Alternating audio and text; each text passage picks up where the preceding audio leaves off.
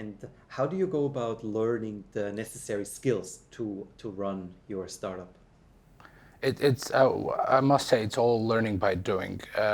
Dreaming that someone goes into let's say, a venture prepared with the necessary skill set is, I think, quite a far reach. Usually, the learning curve as you start doing things is so steep that throughout your initial period of a few months, you get familiar with the operation of a standard company and how to bring that forward.